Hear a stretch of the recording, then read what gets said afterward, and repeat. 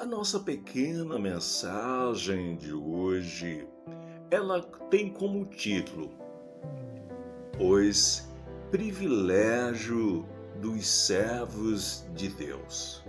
E tem como texto base 1 Pedro 2:9, que diz desta forma: Vós sois raça eleita, sacerdócio real, nação santa, povo de propriedade exclusiva de Deus, a fim de proclamar-de as virtudes daquele que vos chamou das trevas para a sua maravilhosa luz.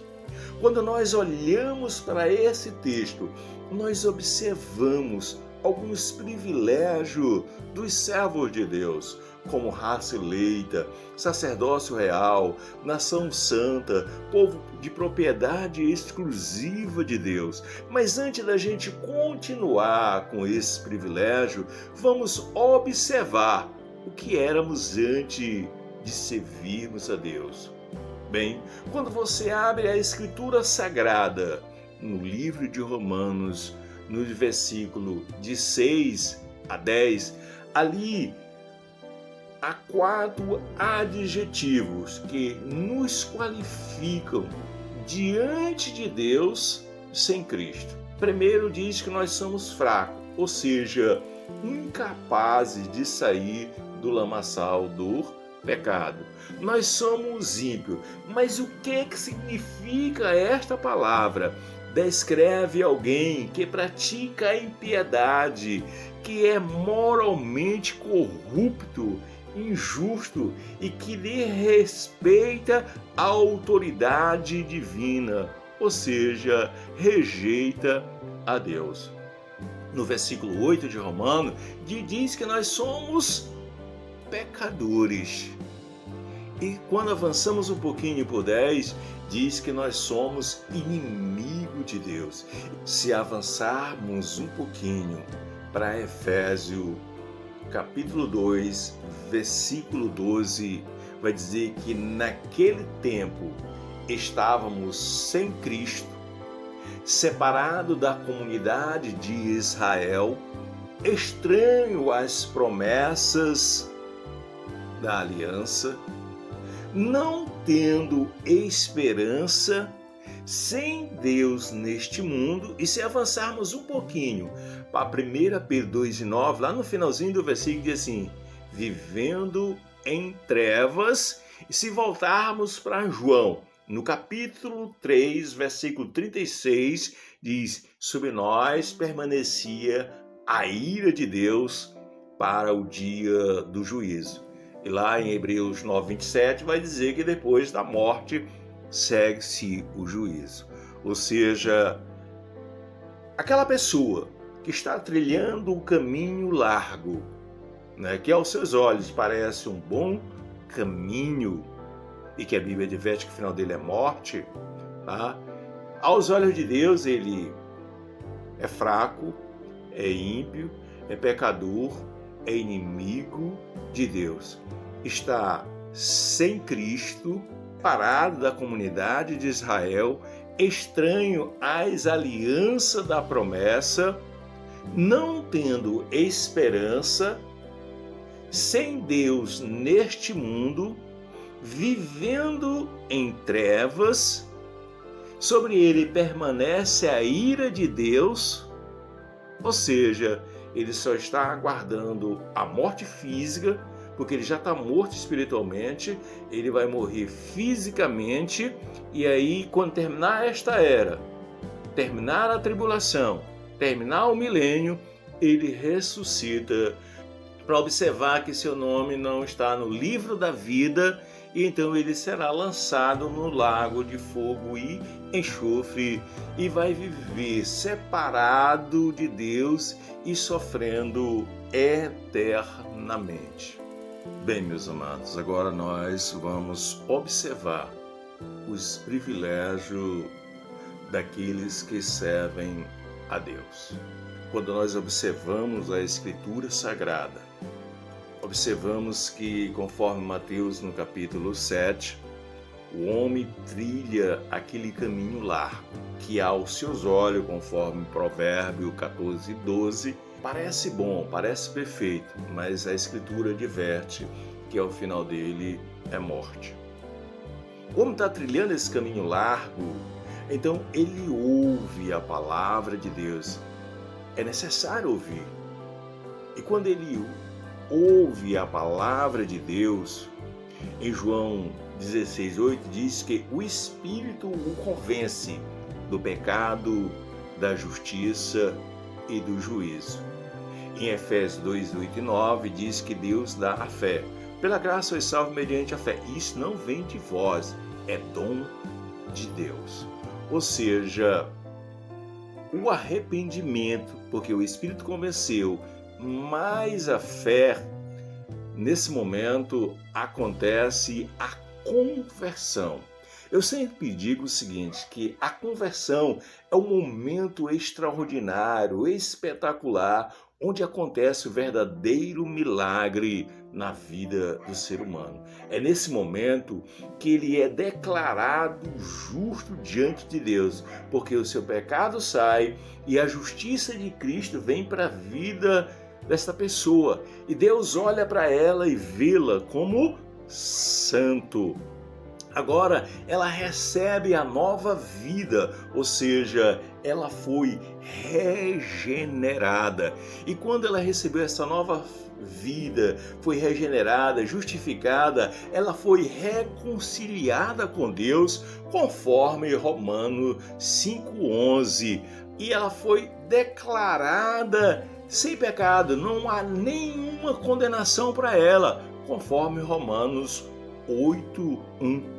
Efésios 1:13 vai dizer: em quem vós estáis, depois que ouviste a palavra da verdade, tendo nela crido, foste selado com o Espírito Santo da promessa. Ou seja, ainda foi selado com o Espírito Santo da promessa. Em João 1:12 vai dizer que a todos quanto recebeu, deu-lhes o poder de ser feito filho de Deus, a saber, os que creem no seu nome. Ou seja, se tornou filho de Deus e ainda tem o seu nome escrito no livro da vida.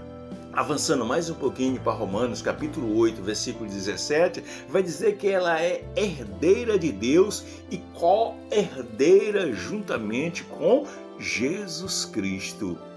Se avançarmos lá para 1 Pedro 2:9, você vai observar que é uma raça eleita, é sacerdócio real, é nação santa, é povo de propriedade exclusiva de Deus. Ou seja, são muito esses privilégios daqueles que servem a Deus.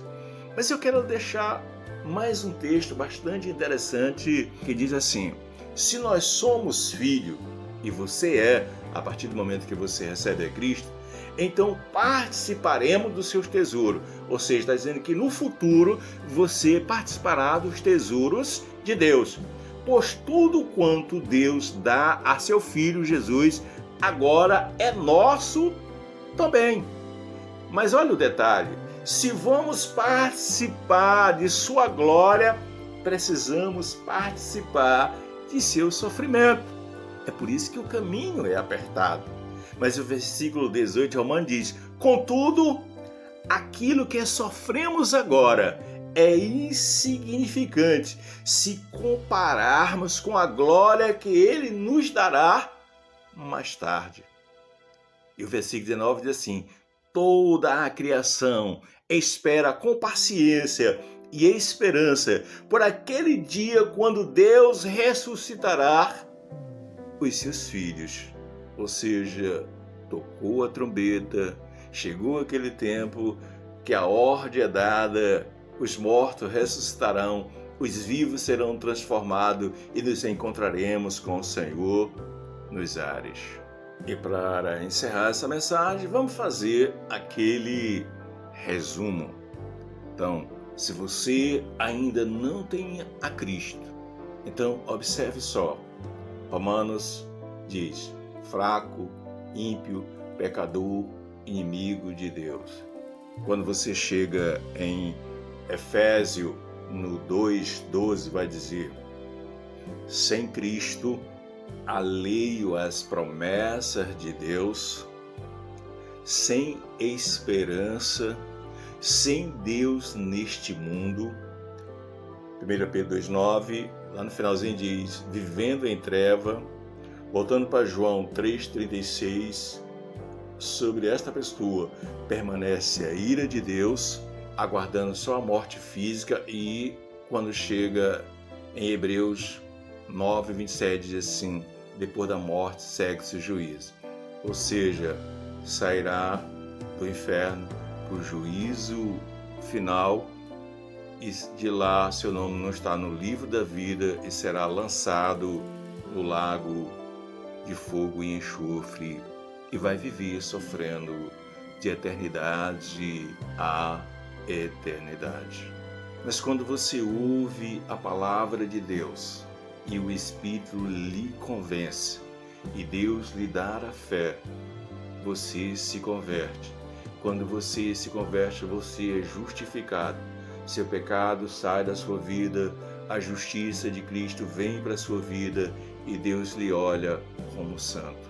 É neste momento que você recebe a nova vida em Cristo Jesus. E quando você recebe essa nova vida, você é reconciliado com Deus. Nenhuma condenação há para você. Você é chamado Filho de Deus. Você é selado com o Espírito Santo. Passa a ser morada, habitação de Deus em Espírito. Além disso, você passa a ser povo especial, propriedade, sacerdócio real, nação santa do Deus Todo-Poderoso.